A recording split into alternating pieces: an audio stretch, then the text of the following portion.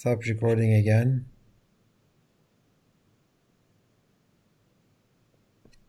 And do I have enough space? Do I have enough space?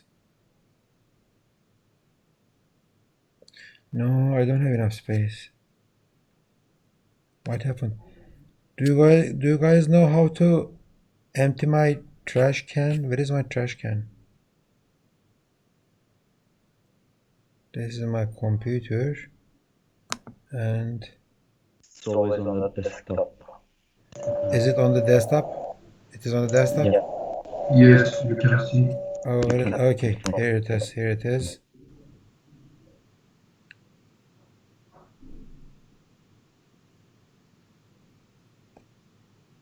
Do I have enough space now? Yeah, okay. I have 10 gig. That should be good enough. Okay. So let's do this experiment. Which one is more probable? Seeing I or seeing I notice? Of course, seeing I is more probable. Why? Because I see, I run, okay, I eat, I study, I slept, etc. So this one is more probable than that one. Okay, so when I make this division, I know that it will be between 0 and 1. Okay, this is, by the way, definition of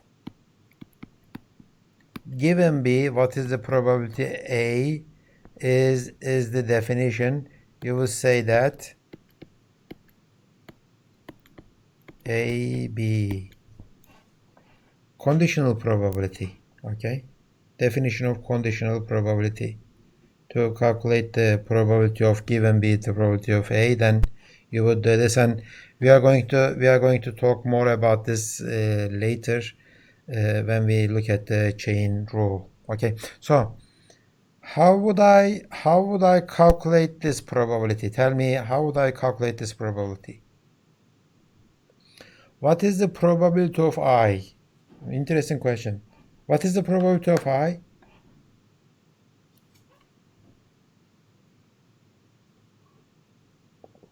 And what is the probability of I notice?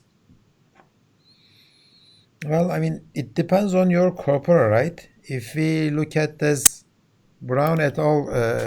Corpus, the probability of I is 583 times 10 to the power 6. So what is the number that should come here? It is the number of I's, right? How many times the word I happens? I put it up there, okay, and I divide it by this number, 500, okay, 583 million times. Okay, so that's the probability of I. That's the probability of I. How about this? What is the probability of I notice?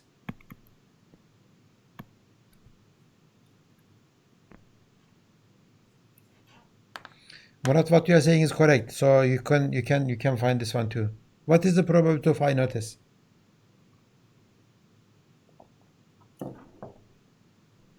First, start from this denominator here. What should I write here? Previously, I wrote 583 10 to the power 6. Depends on our approach. If we are going to use an approximation, or we can use the data set. No, we are not going to use any approximations. I like to find the exact probability. Then we will just count the bigrams. Okay, number of, you are saying that the upper part is number of the occurrences of I notice, right? Yes. How many times I see I notice, or the count of I notice, right?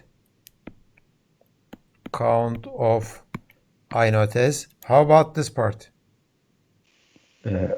Size of the data set. So, well, the size of the data set is like, let's make it approximate. 6 times 10 to the power 8, right? This is the power. This is the size of the data set, but we are talking about 2 grams now, so it is the square of that one, right? So how many 2 grams do I have in this? No, sorry. How many how many possible 2 grams? No, that's not correct. No, that's correct. No, sorry. Okay, yeah. How many possible 2 grams do I have in that data set? I have this many. Size of the data set minus 1. Minus No, 1. isn't it? Aren't you asking all the possible bigrams? All possible bigrams, yes. All possible Isn't it- bigrams, and I see how many of them, how many times I see. Out of all possible bigrams, and this is what I see, right? This is very well. Doesn't bigrams have to be consecutive? Well, some of them will be empty, some of them will not happen, but this is the let me do this just a minute. Let me say no, this is not correct, because the bottom part is going to be count, okay, yeah, count of how many possible bigrams. Yeah, what you are saying is correct, actually. Right, what you are saying is, again, 500. Just a minute. Let me. Okay, 500 again. 6 times 10 to the power 8. I am just making a, not the square, but the minus 1 is the, what you are saying is correct. Minus 1 is the final one, right? Okay, so this is the again probability. What was the, I wish I did not. Okay, this is the probability of I, and this is the probability of I notice. And let me do it this way. And 6 times 10 to the power 8 minus 1. No. This one just 6 times 10 to the power 8. So if I do this, if I do P I notice over Pi is going to be count of, let me just say C, count of I notice over count of I, right? Because this one will cancel out this one. Okay, so it is a counting game. I mean, I could calculate this thing, I mean this simple stuff, using the counts, and I can do the same thing with this example. What is the possibility of seeing I notice 3 guys standing on the, and what is the possibility of seeing I notice 3 guys standing on the sidewalk? Okay, so it's a counting game. We just keep counting, and the counts are there. That's what we are saying with this model. So the book has changed the sentence from I noticed 3 guys. So the book, it says that let's calculate this. Its water is so transparent that, after that, what is the probability of having the, okay? So its water is so transparent that the over probability of its water is so transparent that, instead of probabilities, I could just say count of and count of. We can get each of those from counts in a large corpus. But the thing is that whatever corpus you look at it, these two sentence phrases or sub-sentences will occur very, very rarely. Sometimes you will never see it. Okay? sometimes you will never see it. So that's what I'm saying here. Sometimes when you look at Google, the book says that that those two sub-sentences happened 5 and 9 times. Okay, these are very small statistics, and we cannot trust them. And in fact, some of them are actually from the slides of this book. So that's not a very good way of calculating these statistics. Okay, these are very small numbers. So we cannot use this formulation, this count over this over do, to calculate these probabilities. That's not going to be good. Okay, so most of the time we will end up, if we had used that technique, 0 over 0. Okay, if we had used that technique, it's going to be 0 over 0, and we don't like it. We don't like numbers small, like 1, 2, 3, 4, 5, 6, 10. Okay, we don't like those numbers because those are very small to calculate any statistics. 0 over 0 is even worse. Okay, so we are going to do some calculations, and last time that's what we did actually. We said that this is the definition. By definition, okay, this is the definition. Definition, because I am not proving anything here, okay? This is the definition of probability. This is the definition of conditional probability. This is how it is calculated. So from here to I can go there, okay? And if I replace B with a number of words, then I can write this. So this is called chain rule. Chain rule says that if you like to calculate the probability of these 4 words, then you multiply the probability of one word, then given A, probability of B, given AB, probability of C, given ABC, probability of D. Okay, so this is the chain rule. Chain rule made our task easier because now this is going to calculate 1 gram, 2 grams, 3 grams, 4 grams, etc. Okay, 1 gram, 2 gram, 3 gram is good because I can calculate the statistics of them. But after 4 grams and 5 grams, it becomes more and more difficult. So chain rule made it easy for us to make some calculations. But again, after some 3 gram or 4 gram, it starts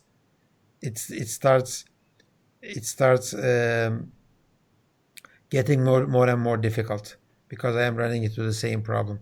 So other than chain rule, I am going to use something else, which is going to be Markov assumption, and I am going to do it in a few minutes. And I think last time we stopped at this point. So we are saying that probability of having this is almost same as this. Do you have any explanations for this, why we are saying this? Its water is given its water is so, the probabilities are almost the same. If we do the calculation, what is the okay, this is the count of what?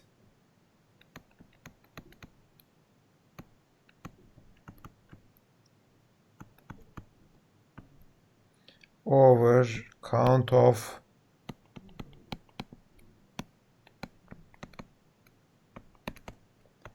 is so. This is the upper part. Lower part is this.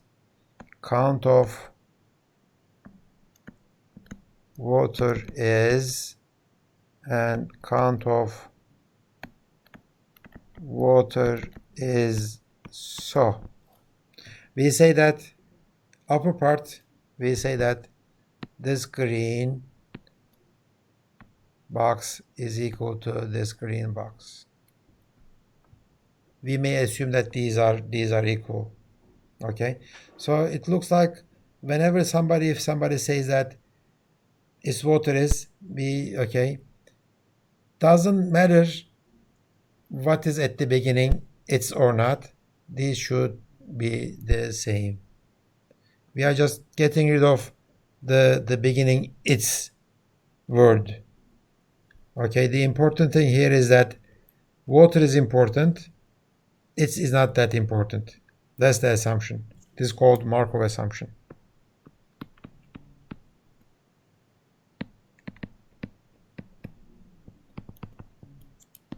Okay, this is called Markov assumption. And again, it's an assumption and it's an approximation. Using this approximation, it's a realistic assumption. It works. Again, it's an approximation. It is not exact. And it makes our job a lot easier. Why? Because I don't have to calculate the 4 gram here. Instead, I will calculate this 3 gram.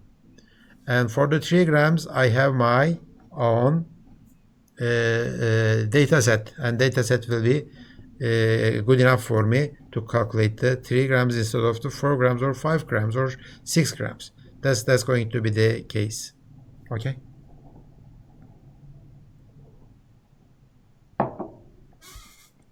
Okay, so remember with the chain rule, this is the short version of chain rule. Probability of seeing these n words together is the same as this one. This is exact equality, okay? This is exact equality and exact equality. And the probability of this is exactly the same as this. It is exactly the same. But to calculate this one, I need a 1 gram, 2 gram, 3 grams, 4 grams, and 5 grams. Calculating 5 grams so difficult. So what am I going to do? Instead of calculating this 4 gram, I am going to calculate this. Was so transparent. Given was so and probability of transparent. Given water was probability of so. Okay. So you might think that by calculating only 3 grams to calculate this multiplication, you might think that its and transparent is not connected, because this transparent is only related to was and so, right? So transparent is only involved with was and so in this equation, not like it's water, but was and so only. Okay, but as you see, was and so are related to water. Water and its is related to was, its is related to water, and its is by itself is a probability. So this multiplication nicely connects all words together. We are not cutting the link between the first word and the last word of the sentence. I hope this part is clearer. So this assumption is a nice assumption. It says that the word depends on the previous word and the previous word before that, but we may assume that it does not depend on the words like 5 words before or 6 words before. But this chain rule makes up the shortcomings of this assumption and fixes everything. Okay, so this is what I said already. Independence assumption.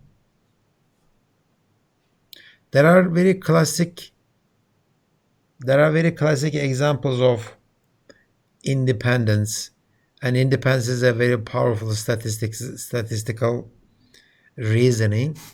And in this case, this independence assumption will make us do this. A word, we know that it depends on all the words that it comes before it, but we assume that a word will depend on only the previous word if I have the bigram version. If I'm using the bigram, okay, it is only the previous word. Okay, that's the Markov assumption. The maximum likelihood estimate, that's what we have been doing actually, is the method that we prefer to calculate these probabilities. Okay, given those counts, like we did before, count of I minus 1 is how many times I have seen this word, and count of this is how many times I have seen these two words together. This is the maximum likelihood estimate. And with the maximum likelihood estimate, we are going to do some calculations. Let's look at this toy example. Again, it's a toy example. Don't expect too much of it. Let's say in my corpora, I have only 3 sentences. 1, 2, 3. I have only 3 sentences. This S means the start of the sentence. This is like a word. This is the end of sentence. This is like a word. A sentence starts with S and it ends with \s or /s. Okay? So these are 2 new words you might say. Well, in that case, let's calculate this one. Okay, somebody tell me what is 2 and what is 3? What is 2?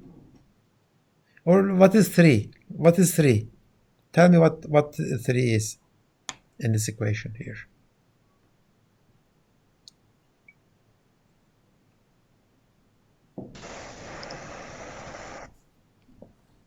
Sentence number. The number of sentences or the number of start of sentence. Yes. Yeah. So remember this one I given S. How do I calculate this one? Maximum likelihood estimation. It is the count of S over count of SI. Okay. So count of S is 3. Count of SI is 2. Okay, this is the calculation. Count of SI is given S. So this one says that probability of a sentence beginning with I is this much. Of course, this is our corpora. Then the maximum likelihood estimation on this corpora says that this is your probability. Maximum likelihood estimate, the maximum likelihood estimate, makes calculations on a given corpora. It doesn't tell you the probability of having this in real life. Nobody can calculate it. Maximum likelihood estimate says that, okay, if you give me a corpora, I may calculate this one. How about this one? It is 1 over 3. Why? Because sometimes, just 1 out of 3 times, the sentence starts with a SAM. Okay? So, these are just 2-gram calculations. And my assumption is a word depends only on the words previous that comes previous before it. Okay, so these are good. Okay, I do. Okay, given I, what is the probability of doing and this, and these are very nice probabilities, 0.57, etc. How about this one?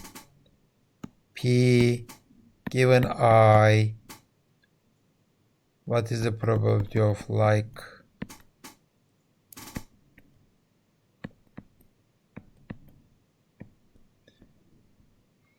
How many times I see I? 1, 2, 3 times, right? How many times I see I like? 0. So this means that 0.0, isn't this weird? When I say given I, what is the probability of like?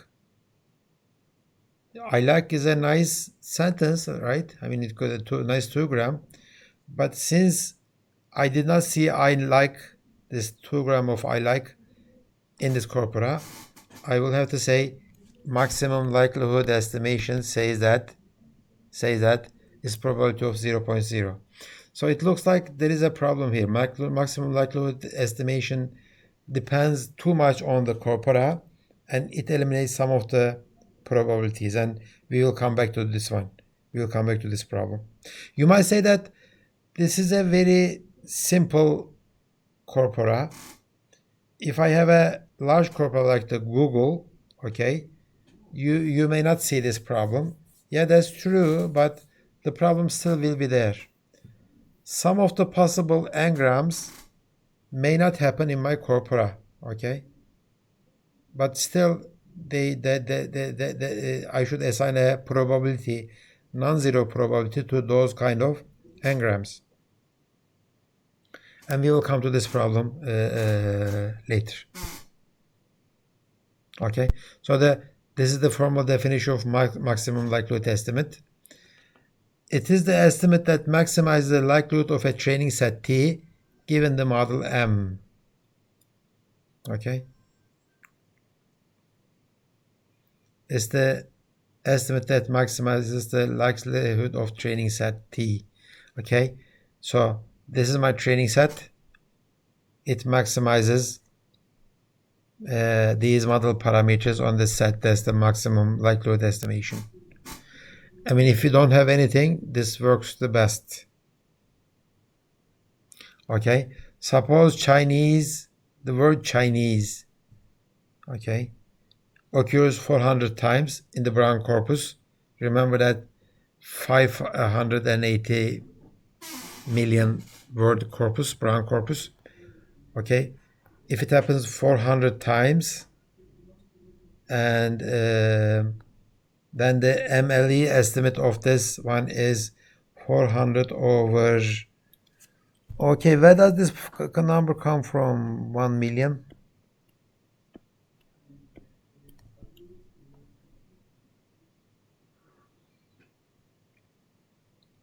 $1 million is what? 1 million is number of words, right? Okay, number of words.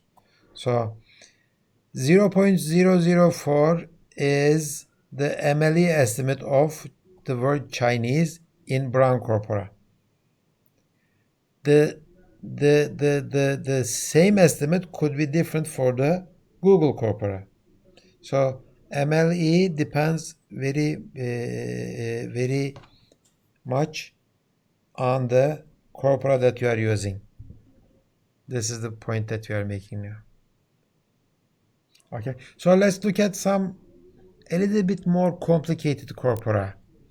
There is a Berkeley restaurant project. Okay, and in this corpora, again, it's a toy corpora, but the sentences, I mean, this was very toy basic. Okay, this one is a little bit more complicated, thousands of sentences maybe, and the sentences are like this. As you see, there is no punctuation, no question marks, no commas, okay, no periods.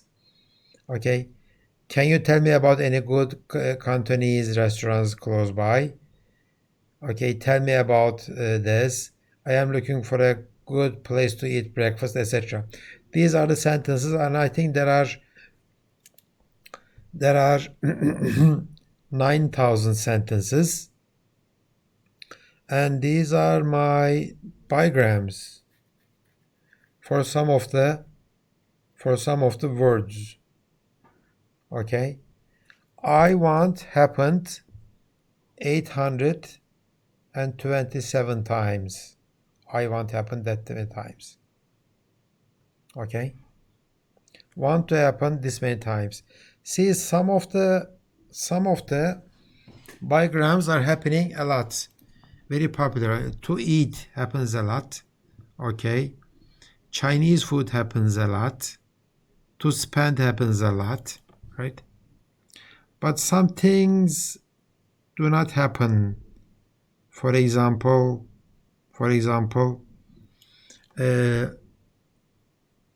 want did not happen. Lunch want did not happen. These are expected, right?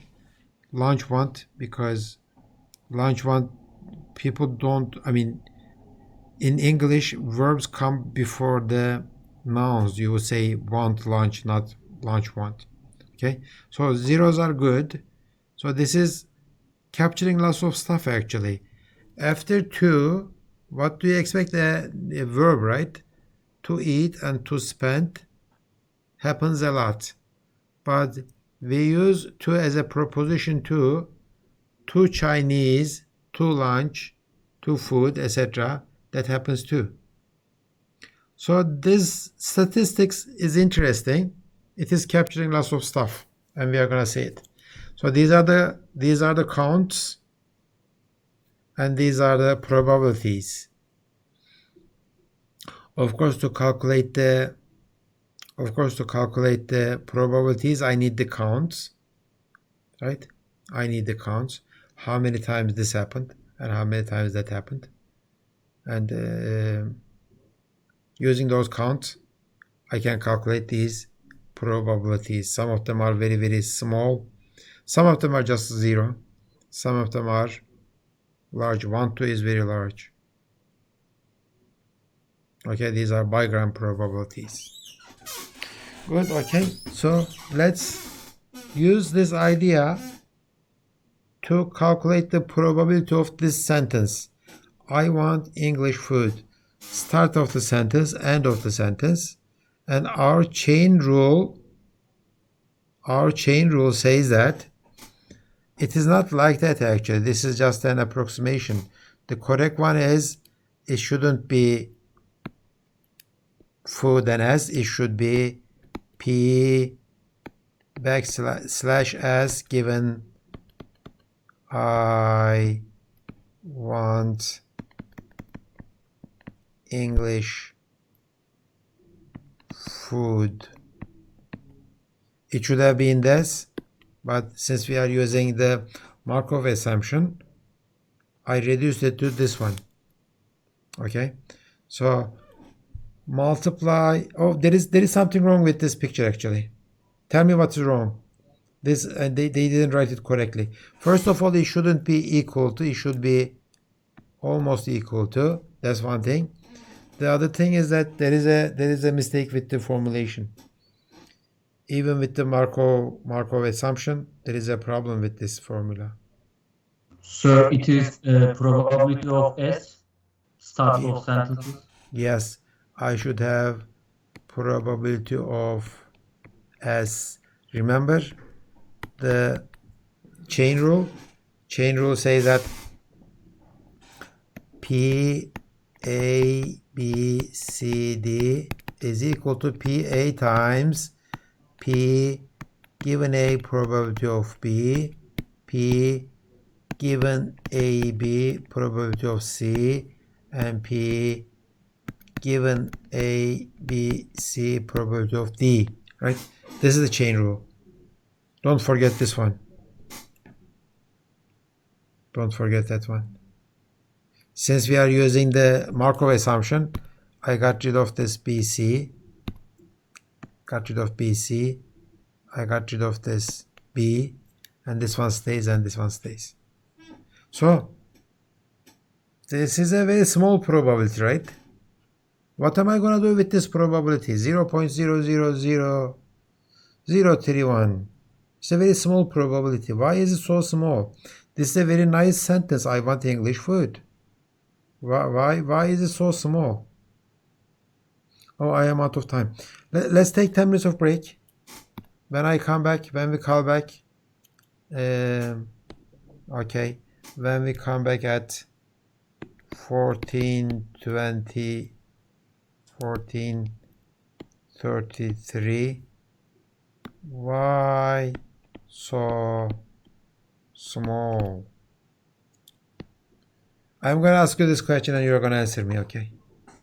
So, 10 minutes of break.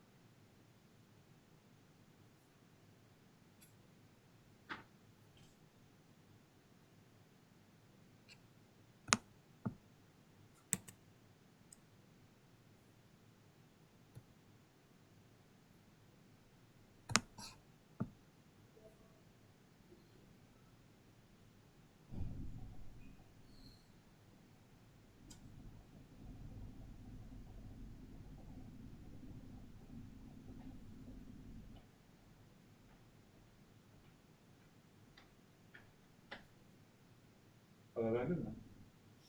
Evet. Hocam, Sivas'a gönderdiğimiz bir zımbırtı vardı ya. Sivas'a bir Evet. zımbırtı gönderdik ya. Evet. O zımbırtı Sivas'a gitmiş. O adamı bulmuşlar. O adam demiş ki ben şeyden alacağım, şubeden alacağım. 3 gün şubede beklemiş.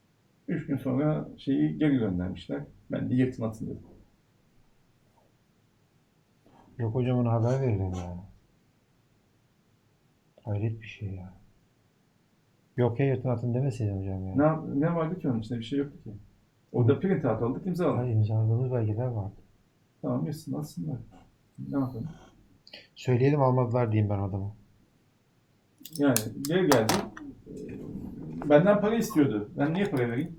Ha, bir de para verilecek. Hayret bir şey ya. Niye almıyorlar yani? Anlamadım, ben o şey değilim orada. Bu arkadaş diyor ki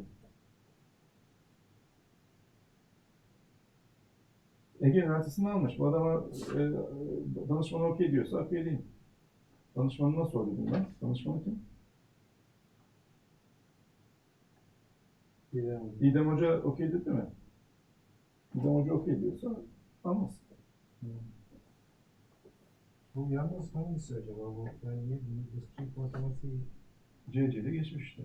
almış da ne kadar CC bu adam ya? Yani Ege Üniversitesi'nden almış. Diskret matematik. Bizde de zaten CC alsa geçecek değil mi? Yani tabii canım. Ya ben adama onu dedim zaten de. Yani olabilir dedim ama danışmanım okey demişler. Danışmanım okey yapmıyor. Aslında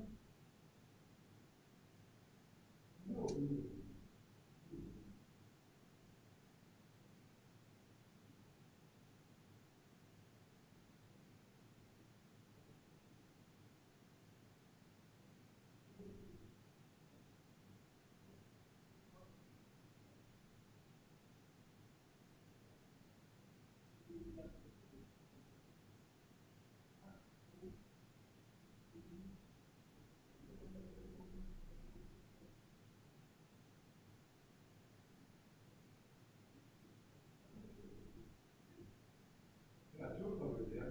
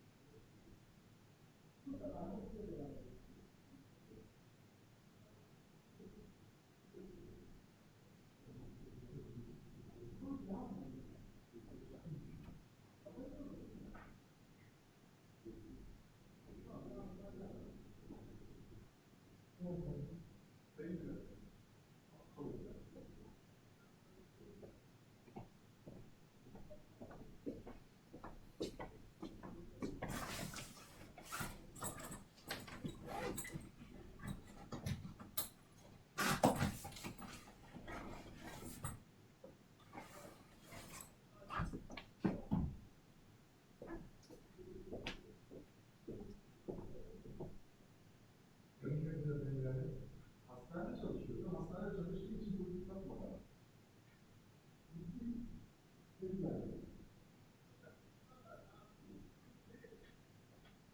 Hocam 3 gün zaten, hayır zaten şeylerdi, karantinada da.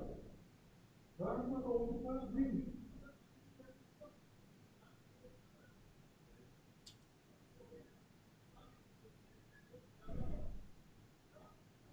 Hocam ne yapsın değil ya. Öyle enteresan bir durum ki.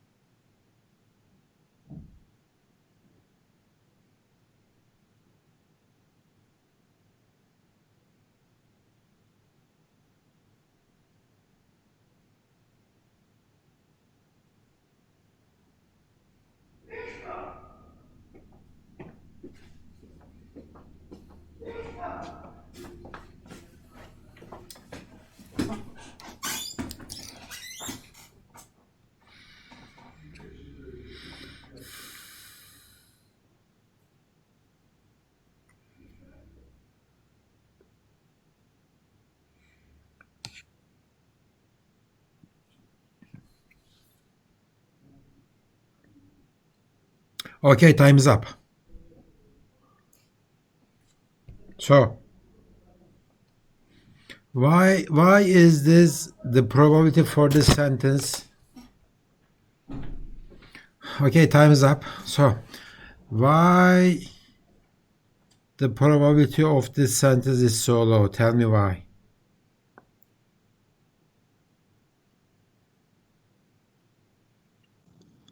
It is not Since a... we use multiplication. well, you are saying that we should use addition? Since we always use the multiplication, the numbers are going to like underflow. So that's why I think it is very small. So you are saying that it's a precision problem?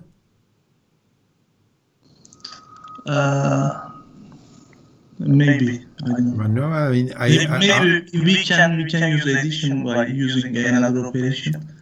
so you are saying that there is a problem. There is a problem with the chain rule.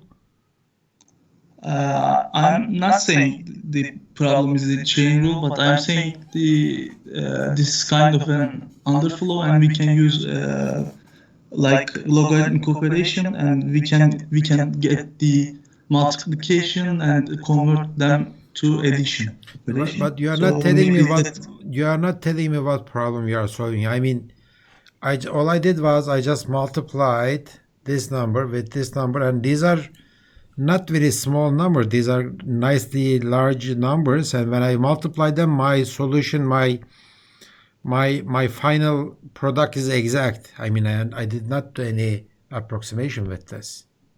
I mean, my precision is good enough to calculate this one. I mean, this is not a very small number. It is small, but it's not very small. What I'm saying is that, are we making any mistake by assigning such a small probability to this sentence? I think for this data set, I don't think it's a mistake. If it's the domain we're in, it means like it's a low probability, maybe. Yeah. Well, out of all the forward sentences that can happen, this seems right. Okay, I want English food, I want Chinese food, I want Norwegian food, I want lunch, I spend money on food, I spend good money. I mean, if you think all the forward sentences, okay, of restaurant data set,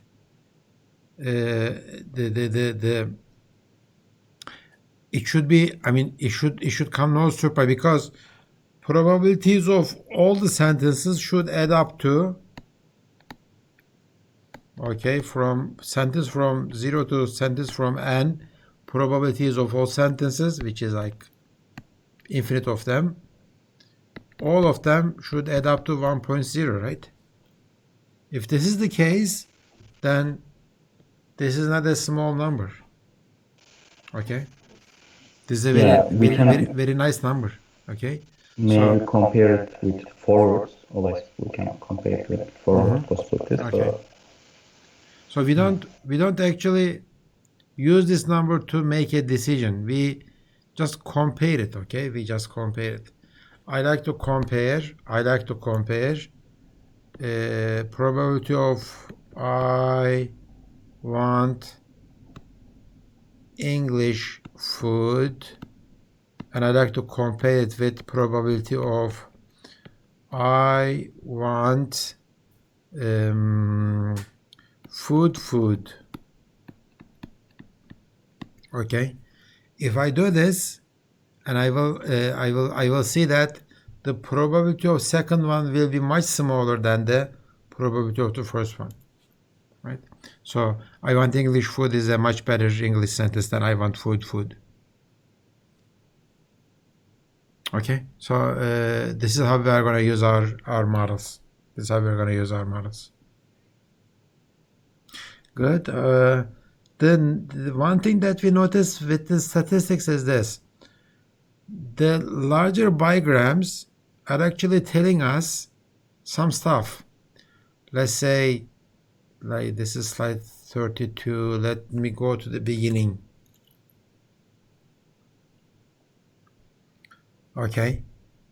What was the original question? Instead of this question mark, what should I put in here? Okay. We should know about, okay, arbitrary word knowledge, the grammar of the language, okay, all kinds of common sense knowledge, all kinds of artificial intelligence branches.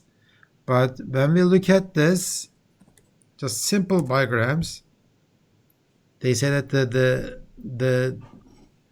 the probabilities of higher probability bigrams are telling us about the word knowledge. For example, I want English food, I want Chinese food, so it knows about the types of the food, word knowledge. It knows about the syntax, to eat, to food, okay, want to. It knows about the syntax. The probability of having to food is 0. Probability of having want to is high. To want is high too, okay? And it talks about discourse. If you are talking to somebody, you start with the I. Probability of a sentence starting with I is very high, okay? So by just looking at the statistics of the words, statistics as simple as 2 grams, we can capture this kind of knowledge. Okay, so it is interesting. Okay, so that way, of course, this Berkeley restaurant data set is a very small data set of 9,000 sentences. This is a very small data set. But even with this data set, I could measure the probability of a sentence and I could make decisions. Okay, let's say I made a translation from Turkish to English. Should I say I want English food or I want food? Okay. Which one? Of course, you should say this one because the probability of this one is much higher than the probability of that one. This is how I would use my language model. Other than that, measure the probabilities. And another interesting task is to produce random sentences, generate random sentences using the probabilities. Okay, let's say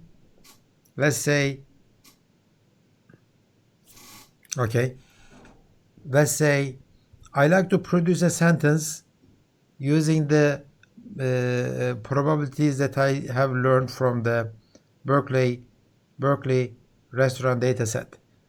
I like to start with a sentence, of course, given as what is the probability of a word that maximizes this. What I do, argmax x. Okay, so probably x will be find x such that it maximizes this. Probably it will be I. So the sentence will start with an I. Then after that I will ask this. Given I x, okay, probably it will be want, right? So it goes like that. I want maybe Chinese food, and then maybe it will be end of sentence. So as you see, I could use my model to generate random sentences, most probable sentences, without knowing the grammar, without knowing the word knowledge, and it looks like it works. Okay, I am producing some random sentences. Of course, if I do it this way, it will produce always the same sentence, right? It will produce always the same sentence. Why?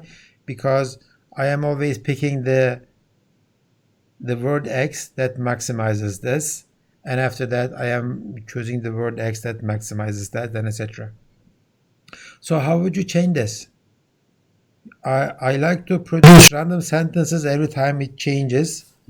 It's a random sentence, but it is not it obeys the rules. I mean, it is produced by the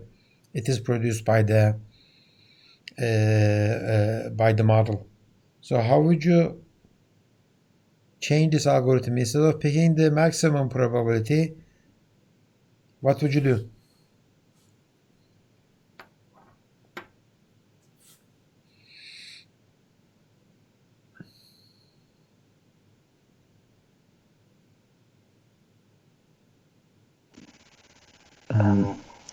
I think of it like this, saying the same sentence over and over is a low probability. So maybe we might want to, when we are calculating with Markov's approximation, we assume like big bigrams are independent, but we can assume we can compute as sentences are not independent. Maybe. Well, we already created our model. We are not going to change that, Selma. What I'm asking is that if I have a model, statistical model of the language, and I like to generate random sentences, the algorithm that I gave you just produces a single random sentence. I say that I'm starting a sentence. What is the most probable word that starts with the sentence? It comes back as like I. I is the highest probability word that starts the sentence. After I, what comes? Then this, then that, then that. And you are saying that instead of bigrams, maybe use trigrams or fourgrams, etc. It's not going to change the result. I mean, maybe it's going to be a better sentence, but it's going to be the same random sentence over and over again. I like to produce different random sentences when I start doing this. Okay. I didn't say like maybe we should go to trigrams, but we can just, for example, instead of food, we can start from the last word and maybe just change it with the second probable word. Oh, okay, yeah, that's exactly, exactly. So instead of doing the argmax, okay, just, pick max 5 words, okay, pick five words that maximizes the top 5 words that maximizes this probability. Let's say it is I, you, she, and John, and Mary, okay? These are the 5 top words that maximizes this probability, and pick one of them random. Okay, in this case, I pick this one. After I put in there, and I put it in there instead of I put John, then another pick 5 random words, okay? 5 top words and pick randomly one of them. And if you do it this way, then you will end up writing seemingly random sentences.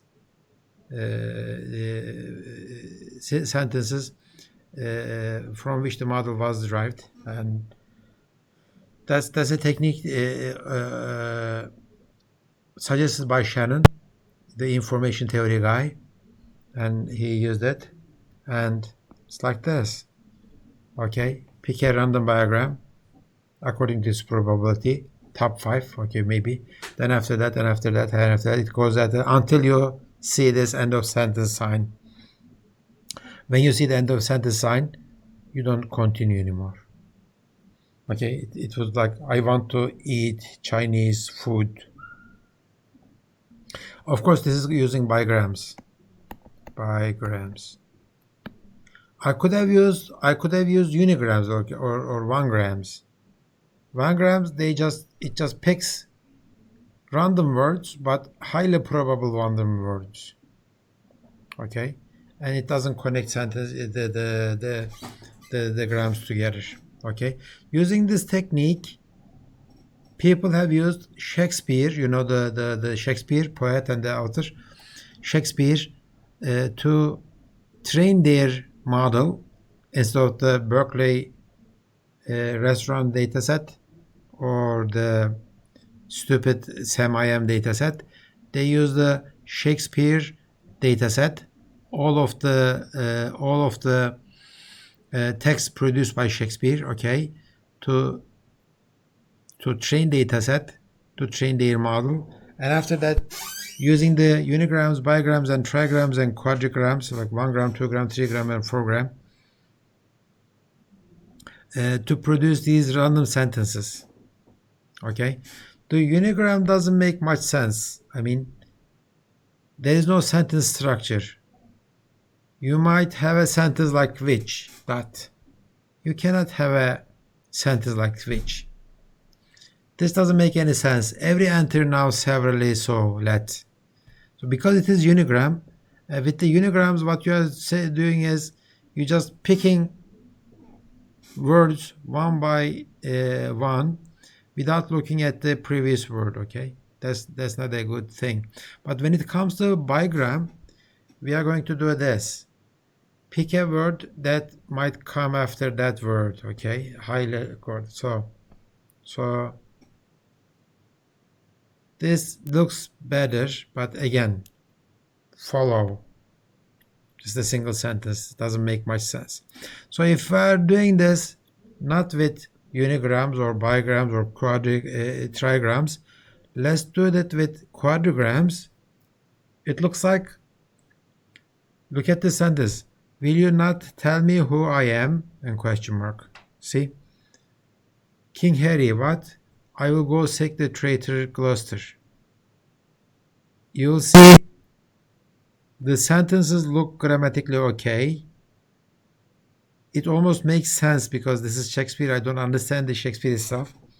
So this foreground model looks like it is doing a good job, and it is reading like Shakespeare. Okay. If I change my training set to Wall Street Journal training set instead of using the Shakespeare, my results become like this. The trigram version. They also point to $99.6 billion from 263% of the rates of interest towards as Mexico and Brazil on market conditions. It looks like it's an article from the Wall Street Journal. It's like it is not a coincidence that I am producing these kind of sentences. These sentences is not similar to these sentences, although they are using both the trigram model. Their maximum likelihood estimations of the bigrams or trigrams are completely different values. Okay, let's look at this Shakespeare. Shakespeare has used, and in Shakespeare's dictionary there are almost 30,000 words.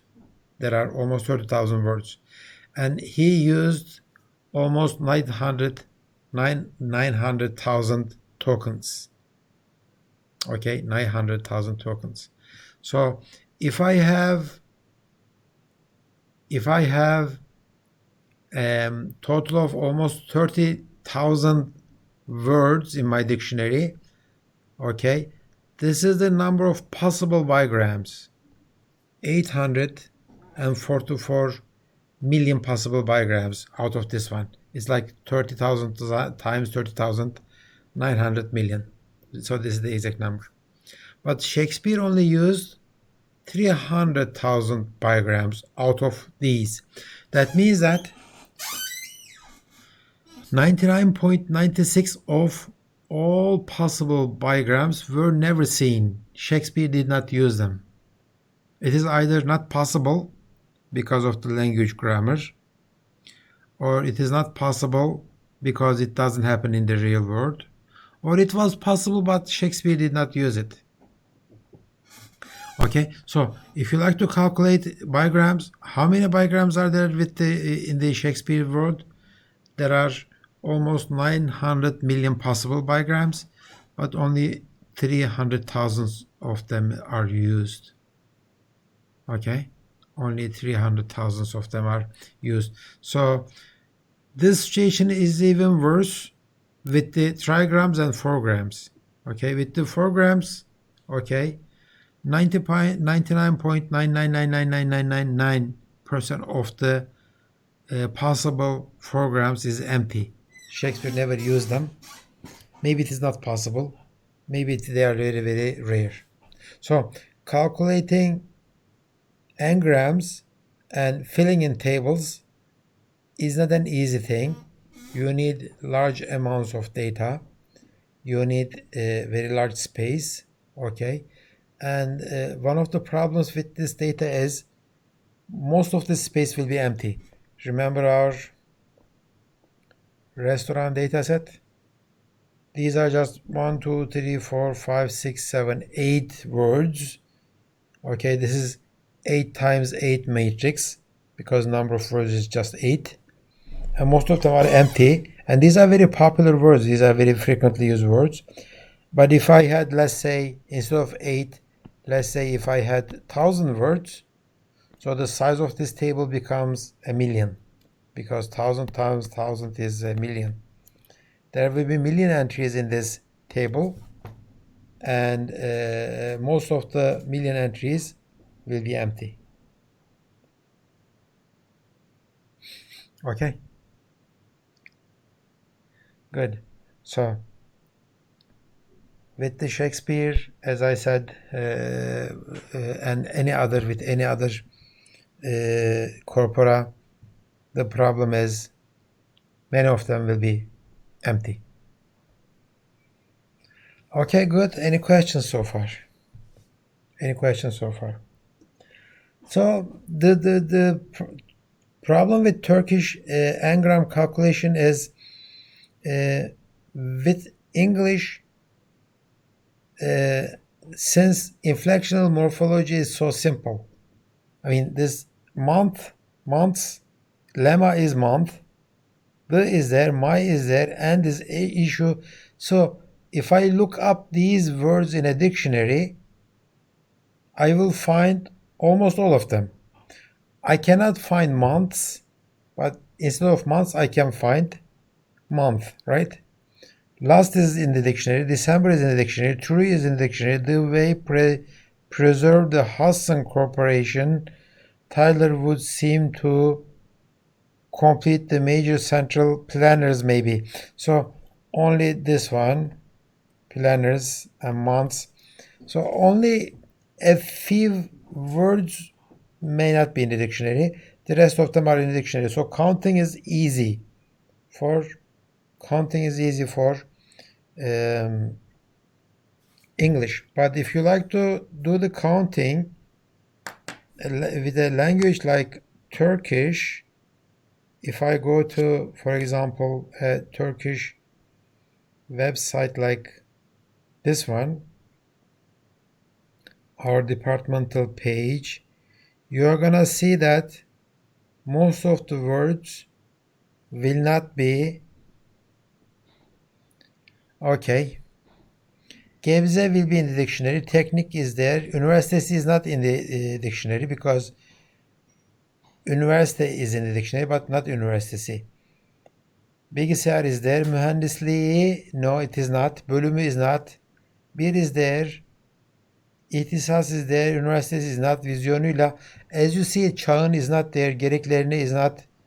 Uygun maybe there. Olarak, I don't think so. Bilimleri is not there. As you see, half of the words will not be in the dictionary. So counting the words in Turkish needs very good amount of morphological analysis, right? So otherwise I cannot calculate. I cannot count those numbers. I cannot count those numbers. So usually what people do is when they count in Turkish, okay, what they do is they just count the first, for example, like they count only the first 6 letters and ignore the rest. Okay, first 5 letters and ignore the rest. So first 5 letters gerek, I just ignore lerine, and gerek is in the dictionary. Okay, alan is in the alan is not in the dictionary. First 4 letters and ignore the rest. This is just a technique if you don't want to do the if you don't want to do the morphological analysis to count the letters in Turkish or the words in Turkish. Okay, good. Any questions so far? Any question?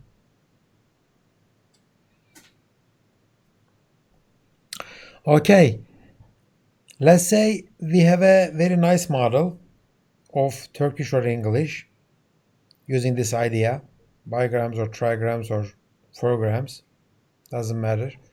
And we like to know how good we are doing. How good we are doing.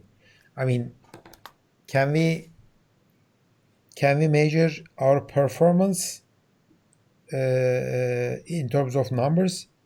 How well we are doing, and what are we going to do? You might say that produce these kind of sentences and see how they look natural, but that's very subjective. I mean, it depends on the human who evaluates them. I like to use some kind of a formulation to find how I am doing objectively. Okay, how I am doing objectively. For this, okay, this is the technique that we are going to use. The basic method will be the perplexity. Okay, and we are going to define it, and we are going to see how it is calculated. And in your homework, you are going to calculate perplexity too. Okay, so this is how we are going to evaluate our model. Let's say I have a data set of 500 million tokens of Turkish or English, doesn't matter. I use 95% of this data set, random sentences from this data set, to train my statistical model using trigrams or fourgrams. Okay, using trigrams or fourgrams. 5% of the set is not used for training, so I am going to use that 5% to evaluate my model.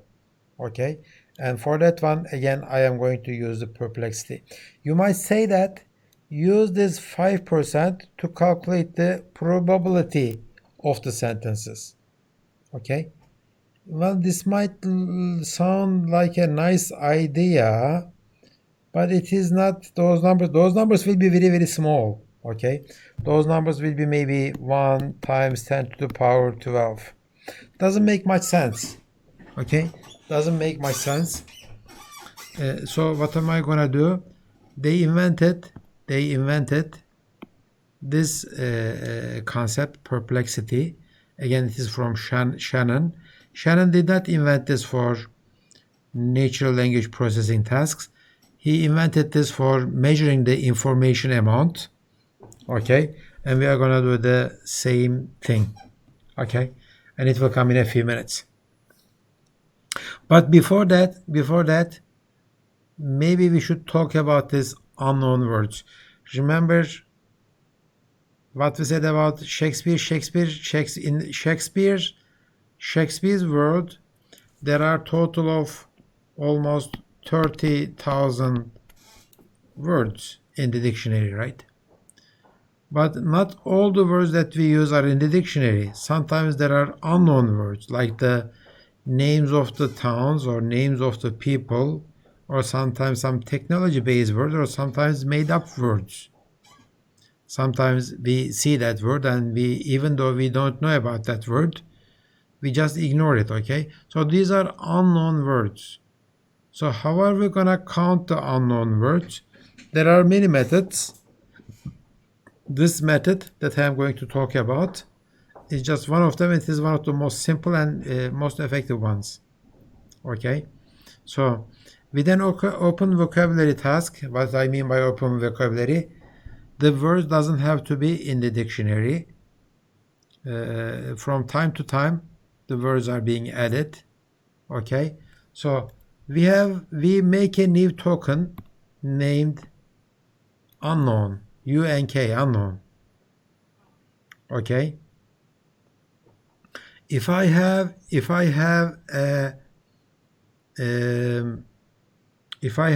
a dictionary of 30,000 words, okay, I would create a lexicon L out of those words, and I would say that any word that is not in the dictionary will be represented by this new token, unknown. Okay, so any word will be represented by this unknown word, just a single word, and I will do the counting like a regular word. Okay, I will replace all those town names, all the words that are not in my dictionary with this new word, unknown. And when it comes to the testing time, again, any word that is not in the dictionary will be treated with this unknown. So for the statistics, I will not have any problems. Okay, so this is how I handle the unknown words. Okay, so this is the solution, simplest solution that we can find out. There are other types of solution that looks at the substructure of the word. I mean, is composed of two words? How about the syllables of the word, and etc.? We will not talk about those yet. Good. Okay. So let me move on. Let's go back to this perplexity idea. Okay. This is the definition of perplexity. Just look at the definition, that the formula. Perplexity of the sentence is this. Take the, oh, this is just, should be like that. Okay.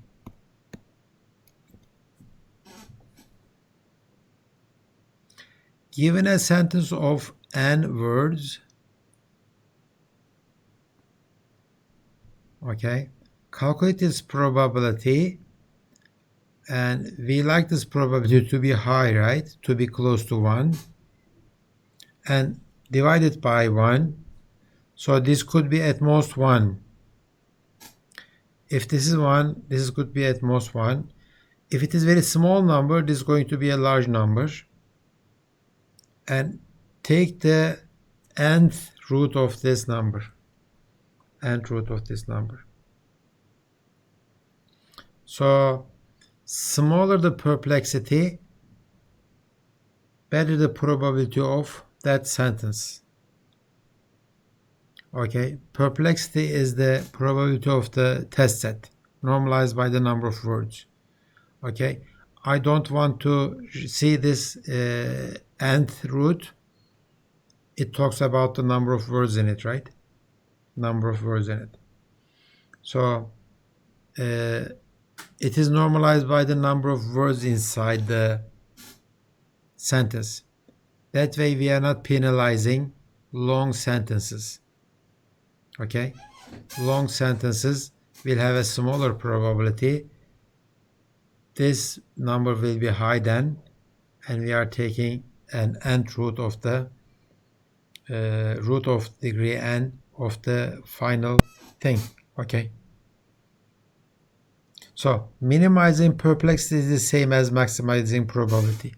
So what is the best perplexity that you can get? Can anybody guess? What is the best perplexity number that you can get? It is 1. 1. Yeah, it is the smallest one is 1. So we like to be close to 1. Okay. And the worst perplexity, there is no limit. It is very, very high. So we like to be close to 1. Higher the perplexity, worse our model. Okay. Perplexity is measuring the probability of the test set. So we like our test set to have smaller perplexity. Okay, so Wall Street Journal dataset, remember the Wall Street Journal dataset? They measured the perplexity on a 1.5 million words test set They trained their model on 38 million words and tested it on 1.5 million later. Okay, and it turns out that for the unigram perplexity is around 900, and for bigram 170. For trigram it is 109. Okay, so trigram model is the best model because it is closer to 1, as expected. So what are we trying to do now? We are trying to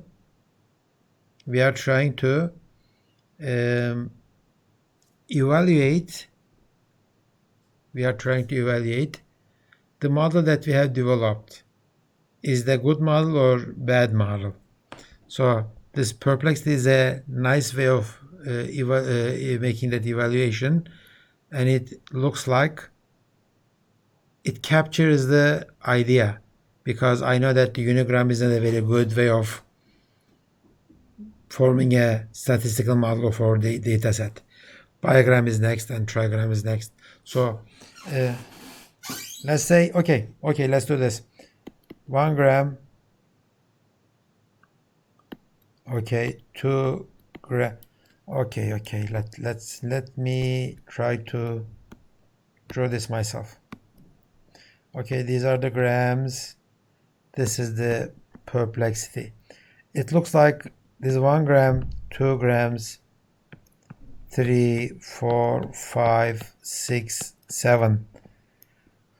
For the Wall Street Journal, it looks like it started very high, okay, from 900, then it dropped to 170, then it dropped to like that, right? So how would you expect this to go at 4, 5, 6, and 7?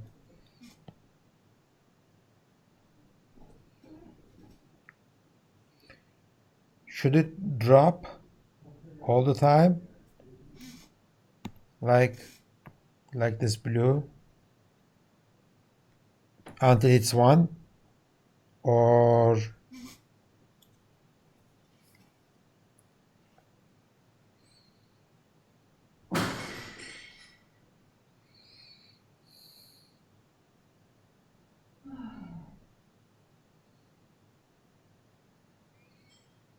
tell me your guesses.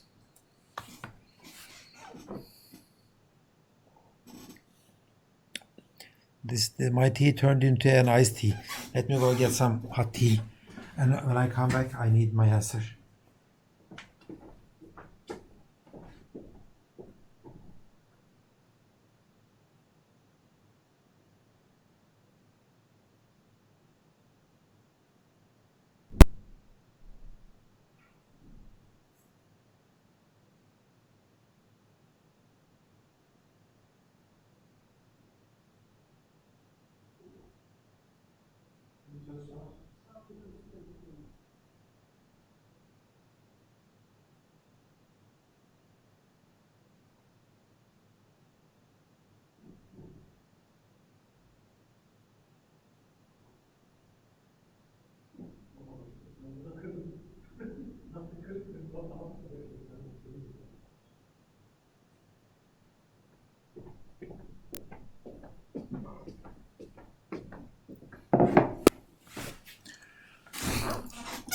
It seemed right. Yusuf says it seems right. Well, I mean, you know by now that, I mean, if it is was right, I wouldn't ask it that way. Yusuf, you know better than that.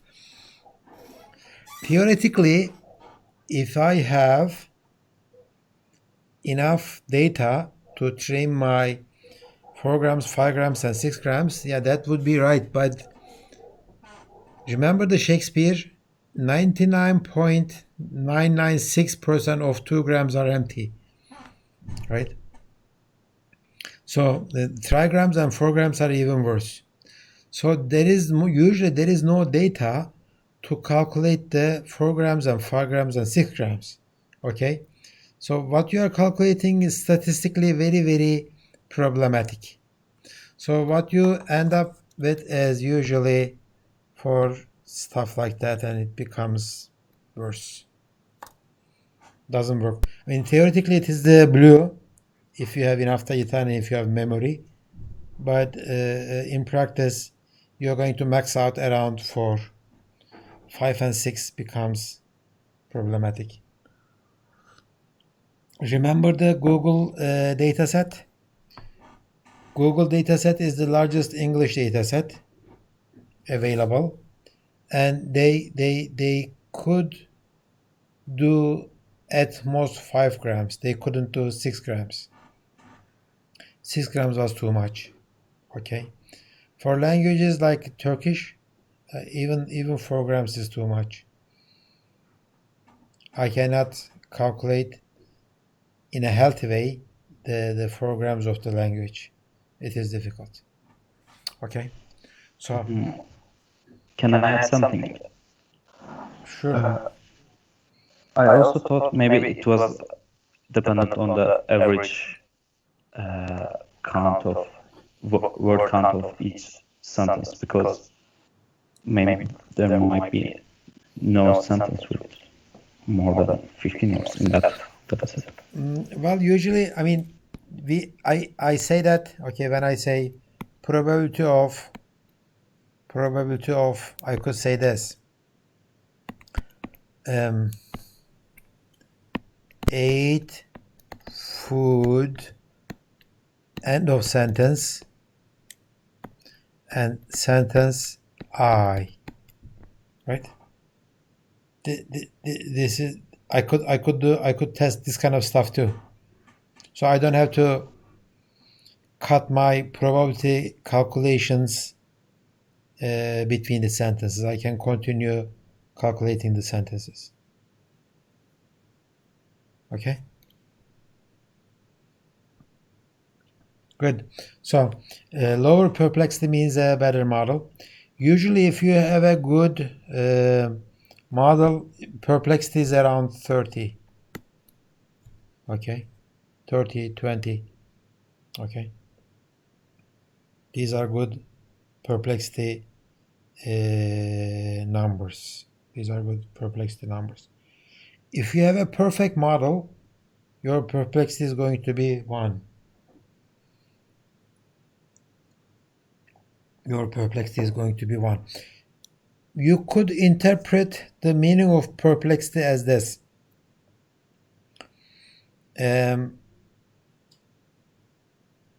If I am using trigrams for a given sentence to measure the perplexity, that means that the model is confused between that sentence and 109 other sentences.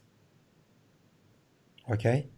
If it is 30, the model is confused between that sentence and 29 other sentences. If it is 1, okay, the model can predict that sentence without needing anything else.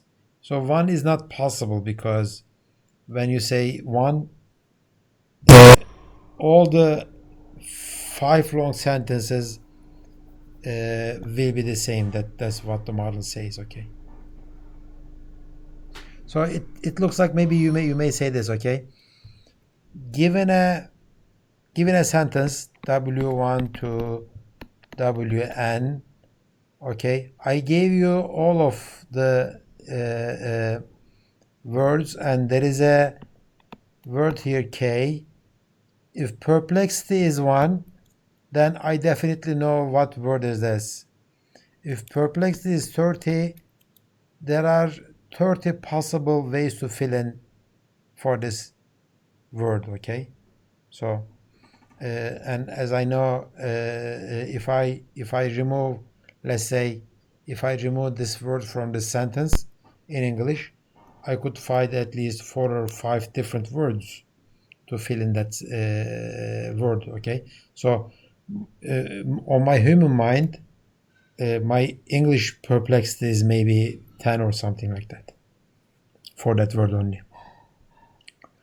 Okay, so this measuring perplexity is one way to evaluate your model.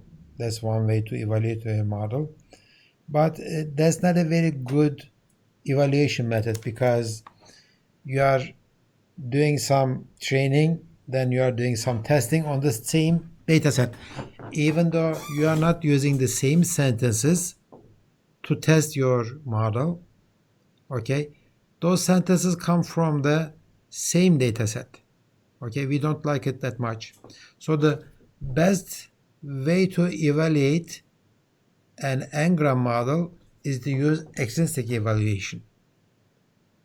What is extrinsic evaluation? Extrinsic evaluation is this. Extrinsic evaluation is this. I make a, remember what did I say before? 43. 43, let me go to like 20. We said that this would be very useful for some applications. And what are those applications? Yeah, these are the applications. Automatic speech recognition. Okay, let's say I have a sound signal. This is my sound signal. I passed it through an automatic speech recognition system, and it produces two sentences, sentence 1 and sentence 2, and I measured probabilities of them, and the first one came back larger, so I will pick the first one as 1.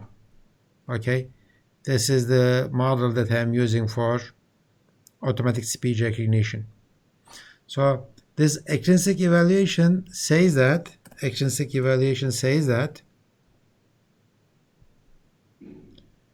use your model in a extrinsic application. Okay, pick, for example, a speech recognition application and use your model in that application and see if the results are getting better or not. Okay, let's say you have a model 1 that uses unigrams, okay, and model 3 uses the trigrams, and our automated speech recognition could use both of them. Okay, how do you evaluate the automated speech recognition application? I have a test case, and I give the speech signal from one end, and I get the sentences from the other end. I check if the sentences are correct. Which one is giving me more correct sentences? With model 1 or model 3? That would give me the answer. Which one is better? Instead of measuring the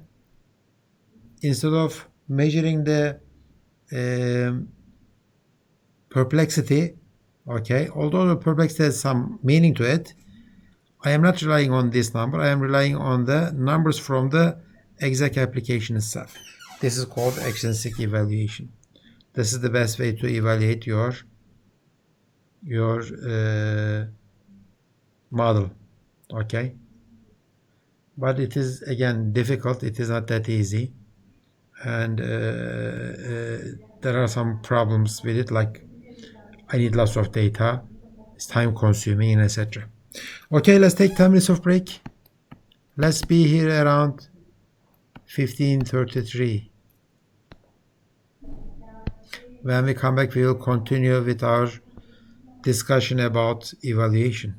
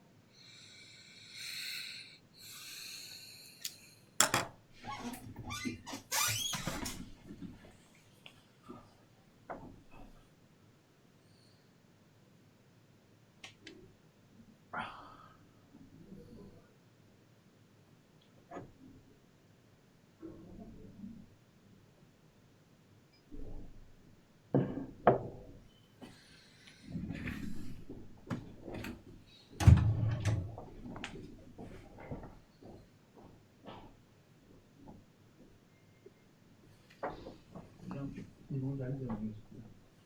Şöyle bıraksam. Limon mu geldi memleket? Hocam şey gibi, kaya gibi değil mi? O sabah şeyleri mi sen bıraktın? Ha, onları bıraktım hocam. Ya zahmet etmesine gerek yok. Yani. Sen gitmedin mi yani? Yok eşimin annesi gibi geldi. He. Ne bunlar kendi şeyleri mi? Hocam aslında bizim biraz bahçe vardı ama bu bahçeden değil ya yani herhalde bizim aşağı küçük biraz da yani o etraftan yapmışlar. Etraftan almışlar. Zahmet olmuş ya gerek yok. Oha hiç şey. O ya kaya gibi hocam Sertler. Evet yani bizim bahçedekiler böyle değil. Küçük yani. İyi tamam. İyi dersler hocam. Zahmet olmuş sağ olasın.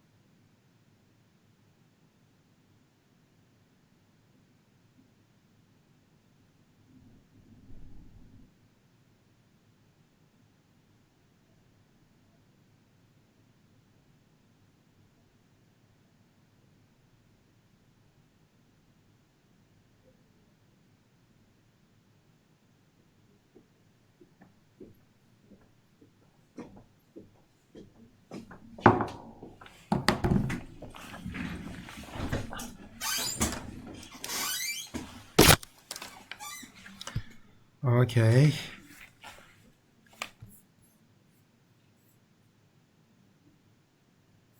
Okay, let's continue.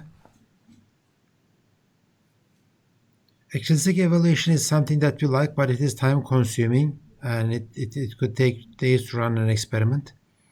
Instead, before finalizing our work, we do the perplexity calculation. I mean, to try some ideas, just to see how the new idea works. First, calculate the perplexity. If the perplexity is good enough, then do the extrinsic evaluation. That's the kind of idea.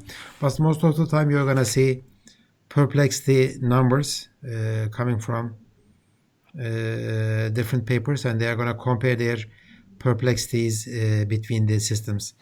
For example, perplexity of neural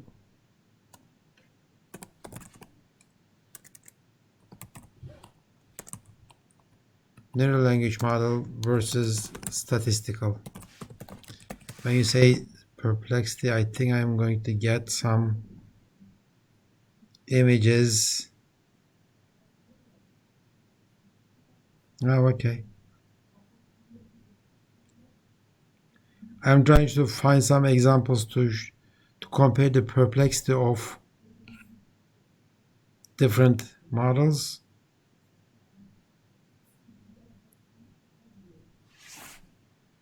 Is this good?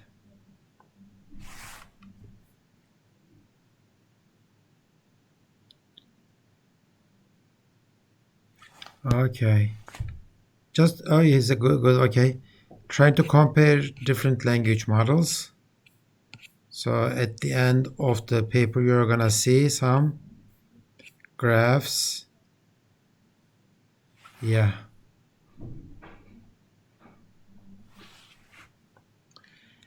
As you see, it is just comparing different configurations of the language model using personalized information to measure the perplexity. And the best perplexity is around here. So the reason I am showing you this is you're gonna see perplexity a lot in many different natural language processing applications, and they usually compare their performances using perplexity.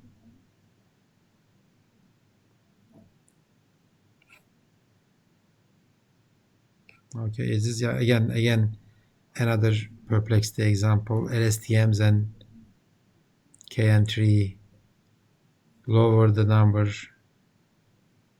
better the perplexity. Okay, so good. So back to this zero count thing. Remember this slide? We said that although there are 844 million possible bigrams available for the Shakespeare dataset, Shakespeare himself used only 300,000 of them. So many of the table, okay, the table is 30,000 by 30,000. Okay, that way, and 99.96% of this table is empty. It's all zero counts, and zero counts is a problem. Does zero mean really a zero? There is no possibility that for that bigram to happen, or zero means I did not see that. Okay, that's the zero count problem. Some of them are really zero. Okay, things that really can't or shouldn't happen, they are really zero. But most of them are just rare events. I mean, we don't see them. Okay, we don't see them, but we don't see them often. But they are possible, but Shakespeare did not use it. There is this long tail phenomenon. Okay, long tail phenomenon. It says that for any kind of event set, a small number of events occur with a high frequency. A small number of events occur with a high frequency. A large number of events occur with a low frequency. That's the nature of the events. I mean, if you look at a Turkish dictionary, every day we use maybe at most 3,000 of the words when we talk, when we speak to each other. But there are 40,000 words in it, right? Some of the words we don't use often, maybe once a month, once a year, some of the words, right? That doesn't mean that those words will not happen. Those words are invalid words, but this is the statistical observation, okay? And the same thing with the 2 grams or 3 grams or n grams, okay? So how large, doesn't matter how large our data set is, Doesn't matter how large our data set is. Some of the 2 grams or 3 grams, although they are possible, their counts will come back as 0. So we should be careful about it. The problem with 0 is this. Let's go back a little bit and try to see how we calculated that. Okay, how we calculated that restaurant thing. Okay, let's say if I did not see this before, its probability is very, very small, but not 0. If I did not see this before, its probability will come back as 0.0. Since this is a multiplication, the final result is going to be 0.0, right? And I don't want to produce a probability of 0.0. Even the most stupid sentence, even a sentence that doesn't obey grammatical rules, broken sentence, and not meaningful sentence, they should have some kind of a probability. 0.0 is not a good idea. Okay, so I should assign some kind of a probability, even if it is a very small one. That's the idea. So 0 count is going to be a problem, and we are going to address this problem using some techniques. Okay, the first idea is this. It's called smoothing. Smoothing is a term that we use to address this 0 count problem. Okay, smoothing is the term that we are going to use it. Laplace smoothing is called add one smoothing. Okay, add one smoothing. Come on. Okay, add one smoothing. It says that, okay, maximum likelihood estimate. Remember how the maximum likelihood estimate worked? What did I ask you? I asked you what is the probability of I.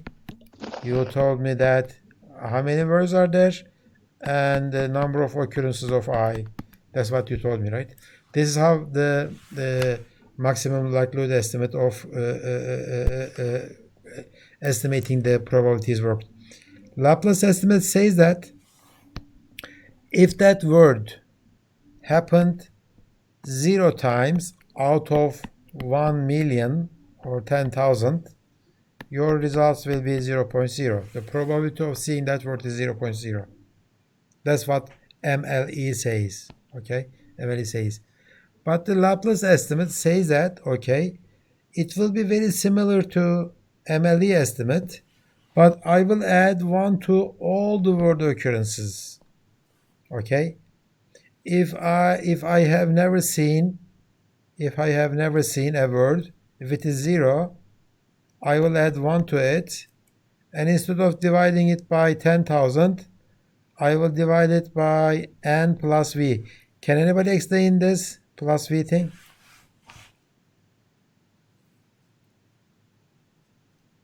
What is v?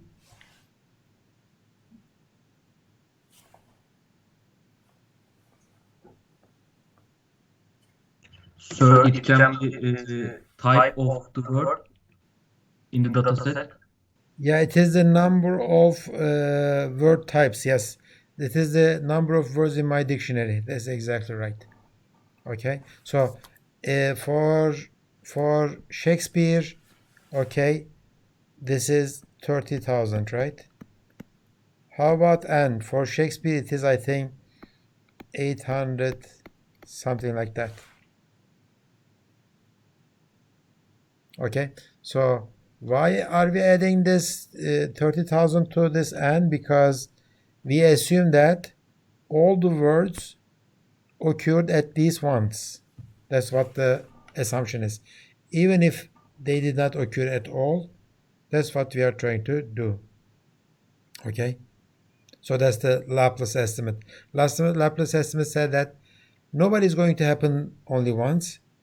Nobody is going to happen 0 times. They will happen at least once. But I don't want to. Why? Okay, can anybody tell me why I am doing this? Why I am adding v to n? I could have done this, right? I could have done just ci plus 1 over n. Why didn't I do this? And I added plus v.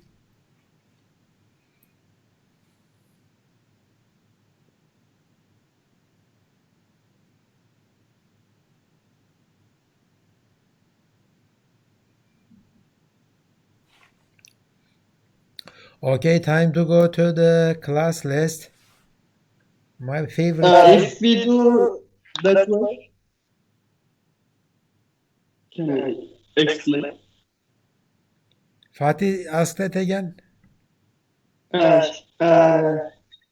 If you don't add the v to the denominator, it will be very high possibility, and it is not that high in this situation. Well, I mean, we don't make our calculation based on very high, very low, but what does this calculate? P Laplace. It is the probability of seeing that word, right? And I expect that, okay, let's look at this one. I expect that probability of all the words I from 0 to v should be 1.0 there, right? That's what I expect. And I like to do the same thing here too. But if I keep adding 1 to all the occurrences, this will not be 1.0 because I am adding 1 to all the occurrences of number of words. What is the number of words?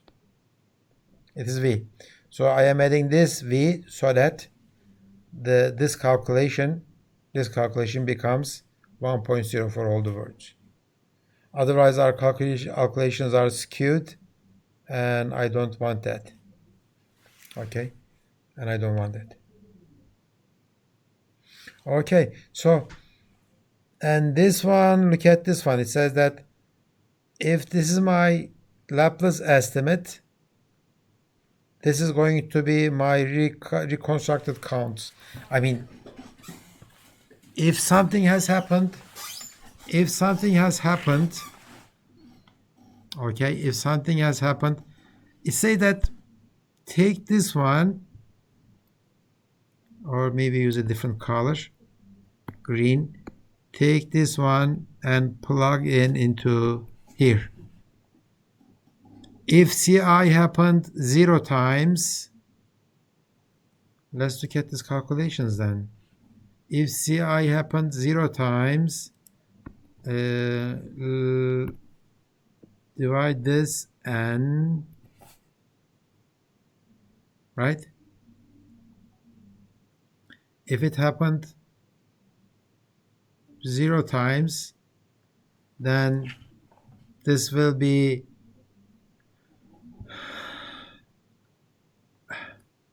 this will be 1 times n over n plus v over n. And what does that do? It's going to be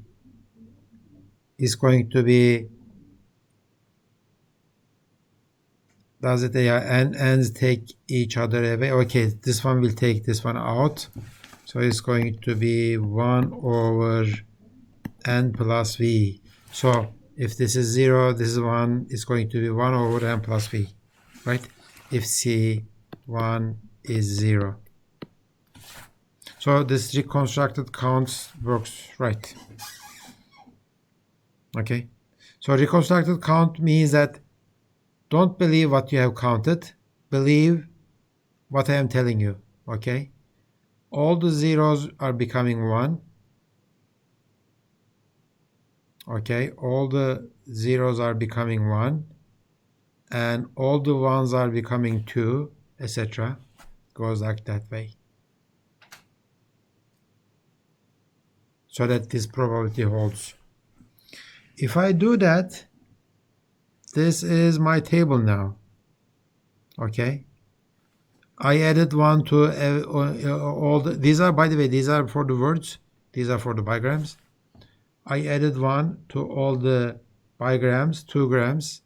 Remember, this used to be 5, this used to be 827. Let me go there and show you.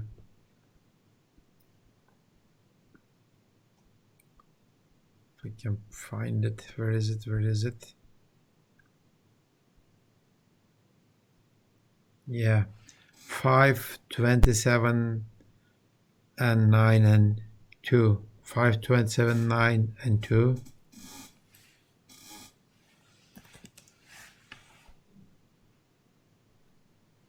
Okay, I just added 9 and 2. Okay, as you see, I added 1 to each of them. All the zeros became 1. Now, even in my sentence, if there is something like 2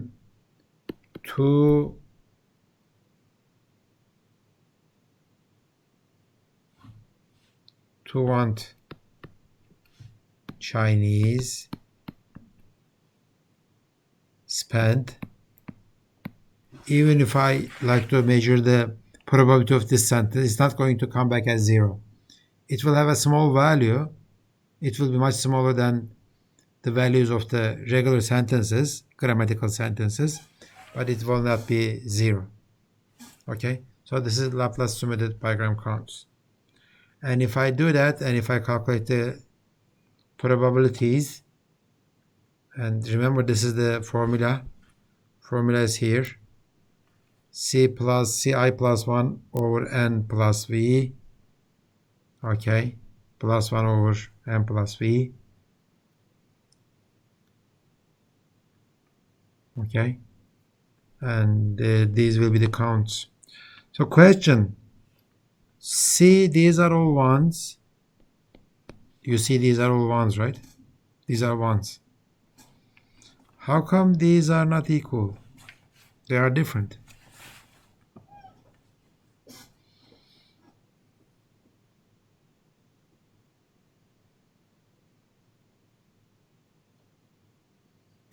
I mean, the values of these are zeros, right? 0 plus 1, etc.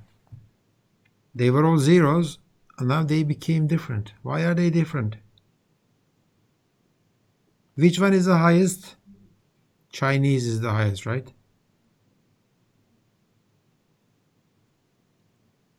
So tell me, why is this happening?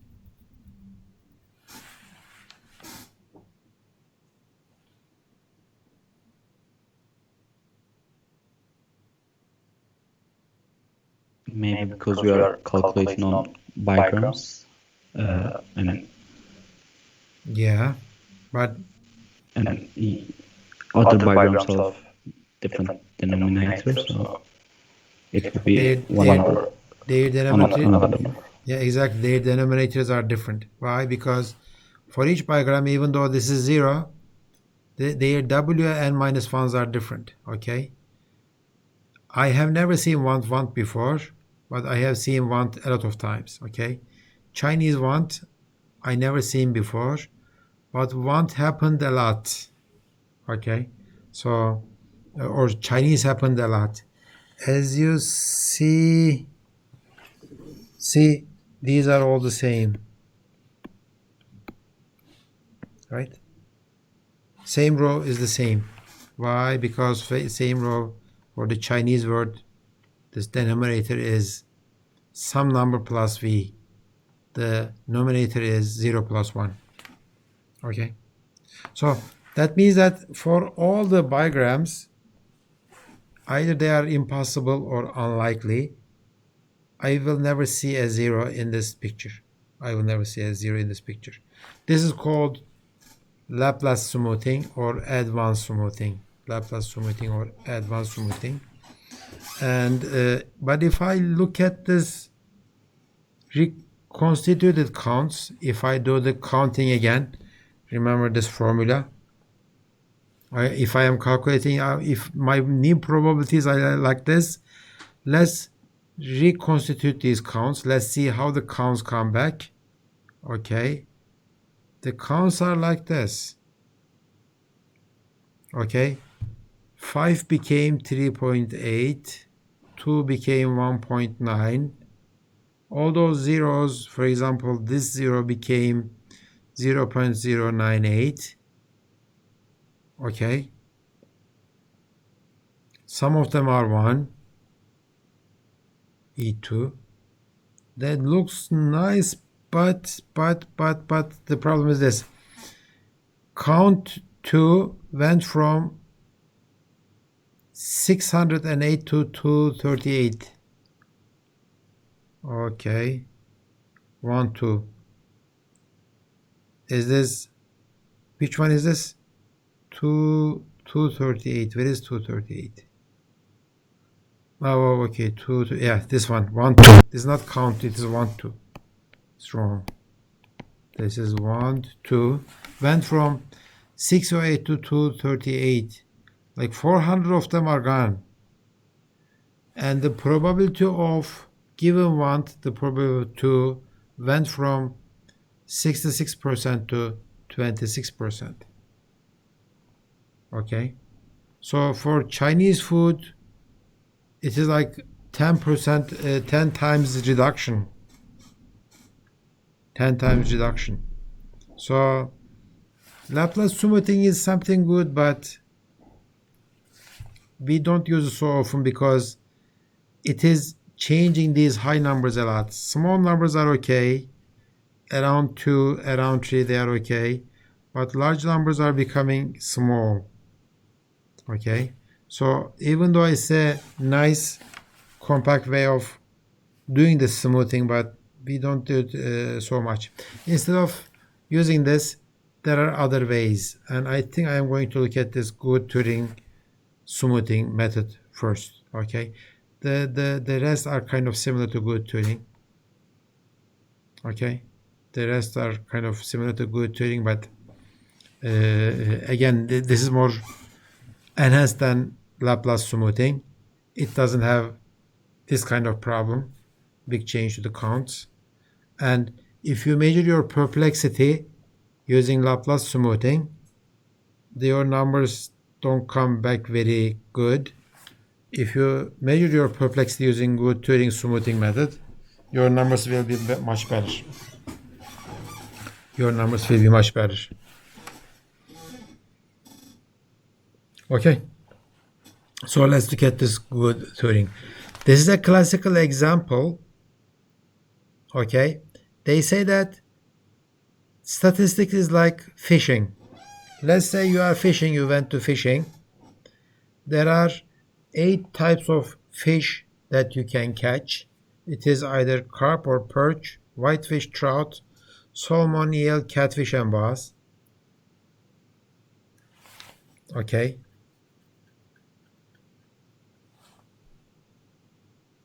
These are the fish types. And let's say you spent 3 hours and this is what you get. You get 10 carp, 3 perch, okay, 2 whitefish, 1 trout, 1 salmon, and 1 eel. So it looks like you did not get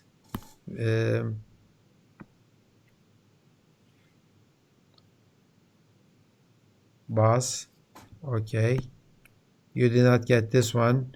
You did not get catfish. What's going on? Okay, you did not get catfish. What else did you not get? 1, 2, 3, 4, 5, 6. Yeah, okay. 1, 2, okay. You did not get catfish and you did not get bass. Okay, so that doesn't mean that when you catch a new fish, it is not going to be catfish or bass. Okay. When you catch a new fish, it doesn't mean that it's not going to be a catfish or bass. It could be. So this good Turing intuition says that the next time when you make a fish catch, there is this probability 3/18 that is going to be either catfish or bass. Can anybody explain where does this come from? 3 over 18. I caught total of 18 fish. And next time when I catch a new fish, it is 3 over 18 probability that the next one is going to be a new fish type, either catfish or bass. Can anybody tell me why I am saying this? Maybe we are assuming like there's a set of unlikely fishes. Catfish, bass, trout, salmon, eel, and on the first time we just came up with these 3 fishes from that set. On next time we might get 3 fishes, another 3 fishes. Exactly, yes. It looks like these 3 is a new type, right? Is a new type. Just what is the possibility of having a new type is either this one or this one, this one. So 3 out of 18 times I caught a new fish type. So I would expect the same thing happen when I catch a new fish. Okay. So assuming so, how likely is it that next species trout is going to be 1 over 18 because I caught it before. Okay. Well, and how could that happen? Because if I say that the probability of catching a new fish is 3 over 18, probability of catching a trout cannot be 1 over 18 because in that case the total probability will be larger than 1.0. Okay, that cannot happen. So probability of catching trout is going to be less than 1 over 18.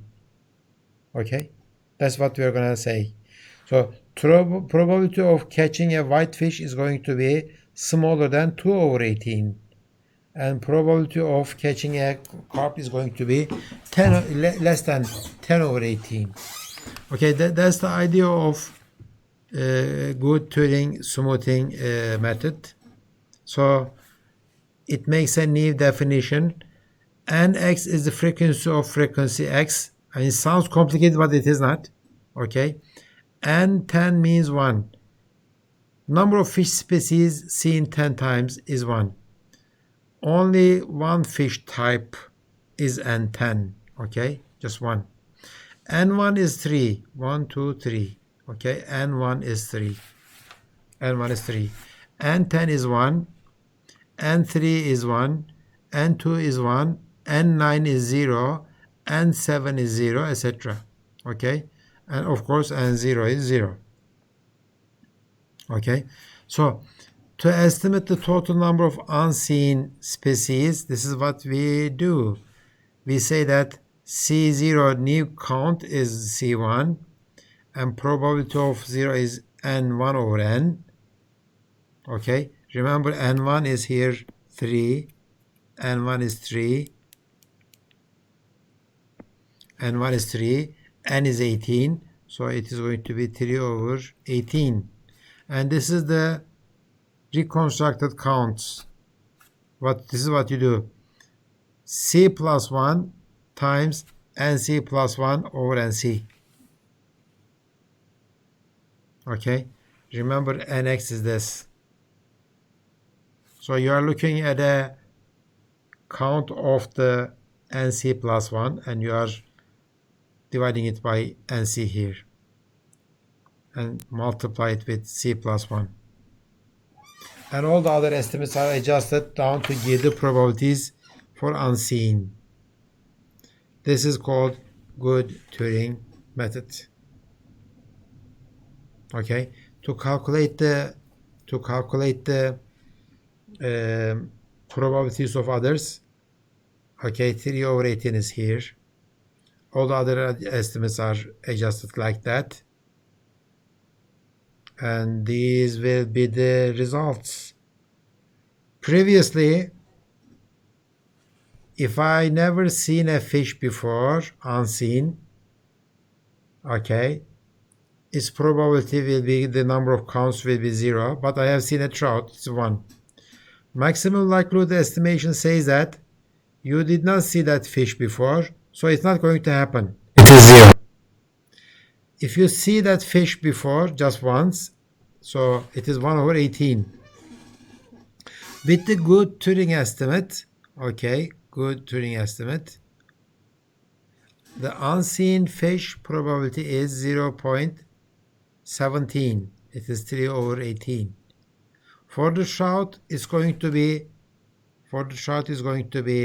0.038. See, this is how they compare. This is very small compared to that one.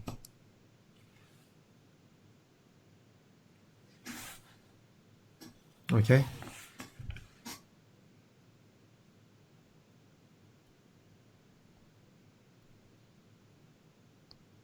So the count went from 1 to 0.67, and the probability of unseen went to from 0 to 0.17. This one went to probability 1 over 18 to 0.037. Good Turing fish example. Well, fish are like words or bigrams or tograms. If a togram did not happen before, this is how I correct the occurrence of it. And once I do the occurrence correction, things become different. So it is an example in the Associated Press Newswire dataset. Okay, NC0 is, okay, I think this is for bigrams. What is this number? Can somebody tell me what this number is? 74 billion. What is 74 billion?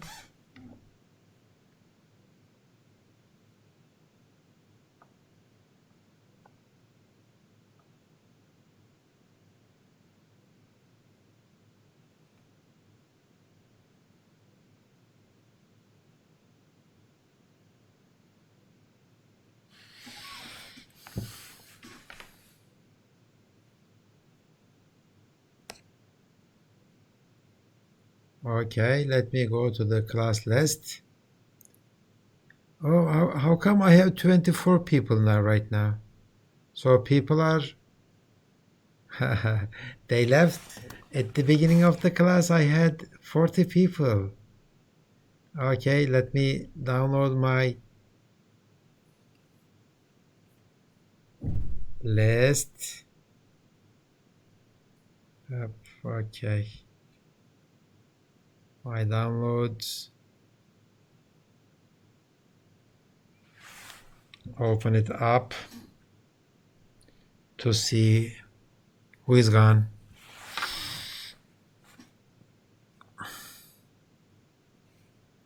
Let me take an attendance then. The question is still there. What is that? What is that number? What is that 74 billion? I think it is unused word. It is unused words. Well, we don't have 74 billion words in our dictionary, right? No, it is not unused words. Ahmed Semih, what are you doing? I mean, just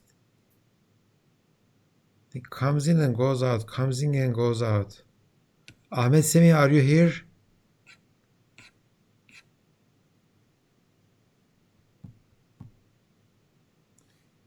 No, he's gone.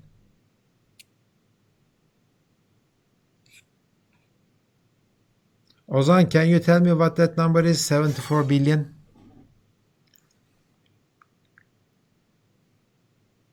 Ozan, are you here?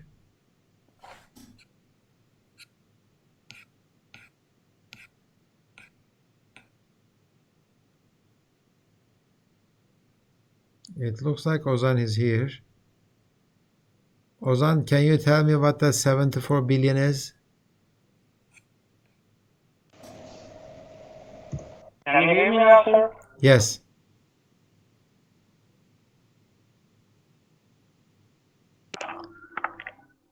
Okay, tell me what that 74 billion is. Take a guess. Murat, it is not. No, number of words in the whole corpus. No, it is not. I think it is total number of used words, but it's repeated. It's recounted. Well, I mean, it says that Can I have a guess? bigram frequencies. Who said, can I have a guess? Salman, okay, yeah, take a guess. Well, why you don't have to take a guess. It just give. It is written there. It is NC. What is My NC? connection. What is NC? As NC0, as my guess, it's the all possible. Maybe. No, it is not all possible. NC is the frequency of frequency X. Frequency of frequency X Is it never seen words? Yeah, it's not never seen words. It is never seen bigrams. You cannot have 74 billion words, right? This is billion. We are talking about not billion, but billion. It is 74 billion bigrams we did not see before, okay? And this GT, good Turing technique, says that we don't count them as 0, we count them as 0.0000270, okay? And number of bigrams that I have seen only once will be counted as 0.44. Okay, this AP news file is a very large data set. Let's compare it with Berkeley restaurant. It's a toy data set. Okay, number of bigrams that I have never seen before is 2 million. But I am not going to count them as 0. I will count them as 0.002. Okay, so look how the numbers change. For the Berkeley, for 0 and 1, they become larger, but when I come to 6, okay, this one is closer to 6, and this one is not that close to 6. Okay, this one is counting even less.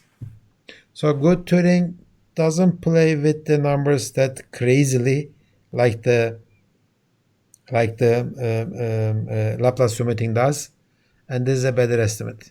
Okay, and in practice assume large counts are reliable. So in practice we don't use more than 6 for the good Turing. Okay, for 7, 8, 9, 10 we use the regular numbers. Okay, but if you do it that way, our calculations of total probability will not be 1.0. So there are some formulas to do that, but I am not going to go into details of those. Okay, good. So good Turing is a better way of doing the smoothing instead of the Laplace smoothing. And you are going to do this good Turing smoothing for your homework. Okay, any other questions? Well, nobody asked any question. I keep asking the question. Maybe I should ask other questions to you. Related to smoothing, there is this technique, Beckhoff interpolation. Some say that, okay, some say that. What is the problem with the bigrams? Well, some of them are 0, right? Okay, what is the problem with trigrams? There are even more empty slots with the trigrams. Okay, but unigrams usually we have it. Beckhoff method says this. Okay, if you like to calculate this trigram, if this count xyz is 0, then don't calculate xyz, but calculate this one.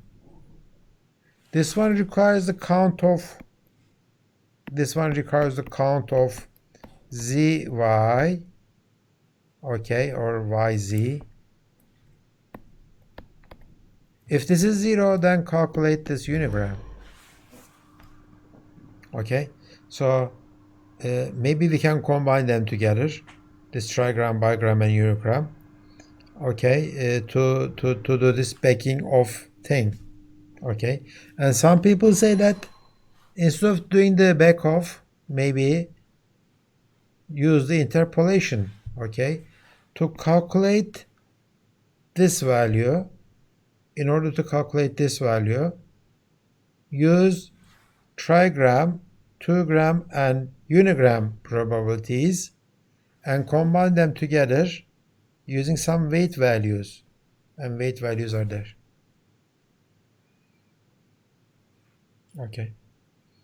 And some people say that do it in a way that these weight values are not fixed for the whole system, but they depend on the bigram itself. For some bigrams, lambda 1 could be larger than lambda 2. Okay. Okay, question. How can you calculate these lambdas? Let's look at these lambdas.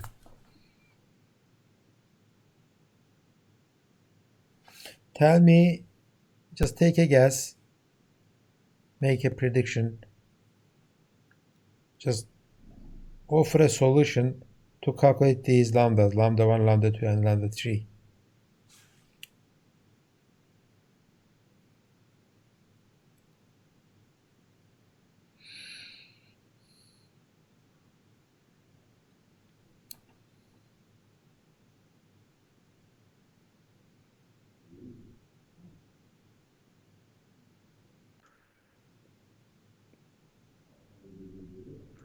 Are they characteristic roots or something like that? No. They are just alpha 1, alpha 2, alpha 3. Just lambda is just a name. You could say 0.33, both of them, all of them, 1 over 3. Lambda I is 1 over 3. I could say that. So they are all equal. Okay, ders yapıyorum da var.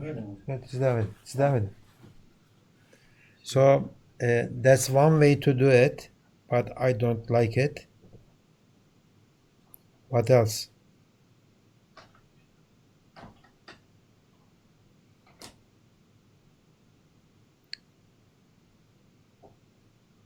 What does this do? This calculates the probability, right? And we use the probability to measure what? To measure the perplexity. Find lambdas that makes our perplexity the best in our test case. Of course, I need to separate my test case into two. Okay, one test case to calculate the lambdas and one test case to calculate the final perplexity. That would be a solution to calculate these lambdas. Okay, I think the slide is talking about a held out or development set, and we make a search for lambdas. What is the better lambda to choose? Okay, I think that's it. I'm not going to go to cast back off. It's a back off method, but I am not going to talk about it.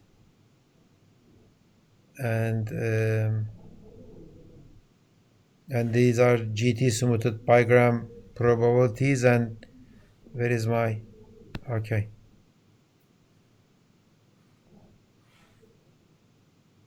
And it looks like it did not change the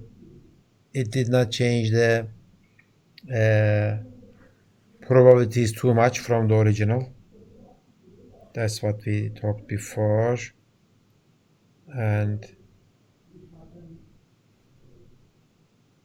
And we talked about the unknown words before, right? Yeah. We talked about the unknown words, and that's it, I guess. Yeah, this is important, this one. I think one of you has mentioned this at the beginning of the class. This whole thing, okay, the chain rule is based on multiplications, and when we use the Berkeley data set, those numbers turn out to be like large numbers, closer to 1. But if we use the real data sets, these numbers will be very, very small. These numbers will be very, very small. Okay? If you multiply many small numbers, they will get even smaller. They will get even smaller. And with the smaller numbers, there will be this problem of underflow. Okay? If the number is like 1e minus 300, 10 to the minus 300, I cannot get any smaller than this on my computer with the double precision if I keep multiplying those. So what am I going to do? I am going to do this. I am going to do e to the power logarithm of, okay, p1 plus logarithm of p2 plus logarithm of p3. And what does this do? What does this do? Let me.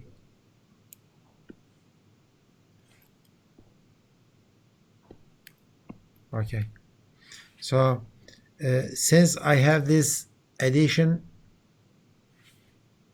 in here, okay, if I do the math, exponential and logarithm is just the inverse of each other. It will be equal to this number. So instead of doing the multiplication of these p1, p2, p3, and p4, okay, I take the logarithm of each p and I add them. Okay, after I add them, I don't take the exponent. Okay, I don't do that. I just keep this number because all I am doing is just comparing two sentences, right? I am trying to compare the probability of this with another one, W, let's say that W, let's say it is V1 to N. Which probability is higher? I like to calculate which probability is higher. So instead of calculating the exact probability, I calculate the summation of the logarithms of the probabilities. Okay, if this number is high, this number is going to be high too because they are both increasing functions. Okay, so as a practical issue, I will take this. And I think we talked about the Google Ngram release, and this is how extensive the Google Ngrams are. Google does not use an Ngram if it doesn't occur more than 40 times. Okay, so they are not dealing with 1, 2, 3, 4, 5, 10. Even 30 is not good enough. They say that it has to occur 40 times. And as you see, this is a very serious, very detailed statistics. Okay. Again, doesn't matter how large Google is.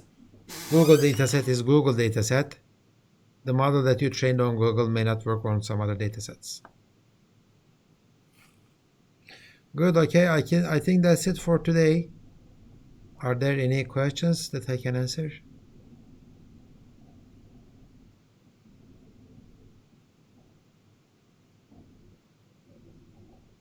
Is there any reason for 40? Well, I think there is, but I don't know. That there might be some calculations. I mean, statistical. Yeah, 40 is here.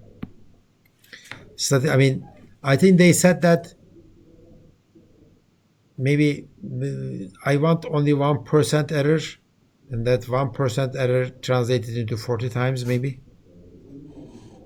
It could be that one, okay. The other could be, okay, space. if they set it to 20, maybe this space they needed would be maybe 10 times more, right? Maybe 100 times more. Okay? So it could be a trade-off between those. Öğrenci şey biliyor musun? Evet. Okay, any other questions? Okay, that's it then for today. Next week we will start a new concept, new topic, and I will see you next week.